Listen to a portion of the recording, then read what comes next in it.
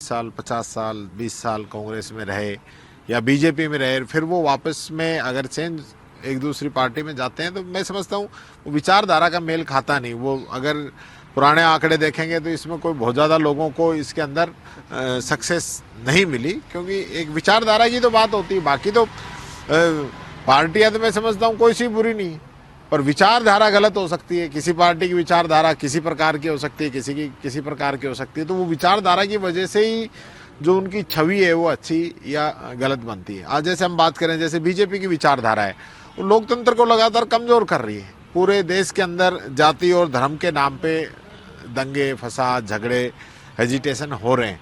कांग्रेस के समय में इस प्रकार की बातें नहीं होती थी। तो एक विचारधारा का अंतर साफ नजर आ रहा है। तो ऐसी जो अफवाहें अभी चल रही हैं ये तो भविष्य बताएगा, लेकिन मैं समझता हूँ कांग्रेस पार्टी वो पार्टी है जिसने इस देश की आज़ादी की लड़ाई लड़ी थी, वहाँ से इस देश को यहाँ तक लेके आए हैं।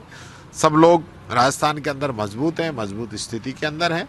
बीजेपी से अधिक सीटें हम राजस्थान के अंदर जीतेंगे। हम लगातार प्रदेश के दौरे भी हमने किए हैं और मैं समझता हूँ कांग्रेस जो चुनाव हार गई अब की बार, लेकिन 70 सीटें हम लेके आए, तो कार्यकर्ता हमारा मायूस नहीं है।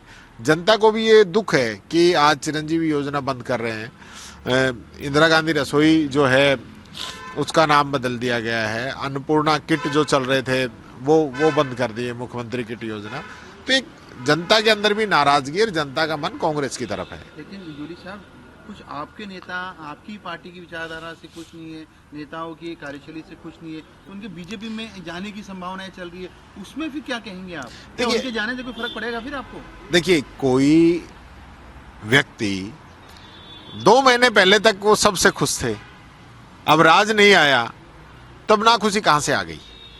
भाई कोई एक दिन की बात नहीं है ना।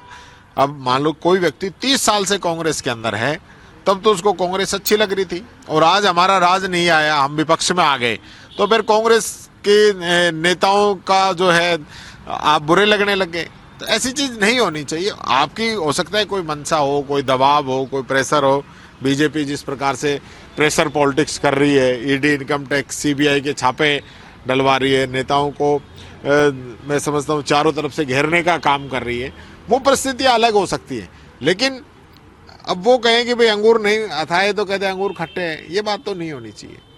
मतलब कोई फर्क नहीं पड़ेगा आपको किसी के जाने? नहीं नहीं, कोई फर्क नहीं पड़ता, ऐसे कोई फर्क नहीं पड़ता। ऐसे तो मैं समझता हूँ दुनिया है, दुनिया के अंदर लोग आते हैं जाते हैं, और कांग्रेस एक ऐसी पार्टी है, बड़ी पार्टी है, देश की बड़ी पार्टी है, जिसने इस देश को बहुत कुछ दिया है।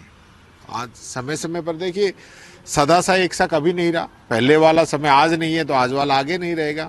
तो लोगों को ये वहम नहीं पालना चाहिए कि कांग्रेस कमजोर है। कांग्रेस वापस ताकत में आएगी। अभी आप देख रहे होंगे राहुल गांधी जी की जो भारत जोड़ो न्याय यात्रा चल रही है, किस प्रकार से लोगों का हुजूम यात्रा के साथ टूट के पड़ रहा है। और यही कारण है कि बीजेपी घबराई हुई है, बीजेपी को अपना जनाधार खिसकता दिखाई दे रहा है, तब वो कांग्रेस के नेताओं से संपर्क साध रही है। अगर आप ये वीडियो YouTube पर देख रहे हैं तो हमारे चैनल को सब्सक्राइब करें और बेल आइकन को दबाना ना भूलें। अगर आप Facebook पर ये वीडियो देख रहे हैं तो हमारे पेज को लाइक करें।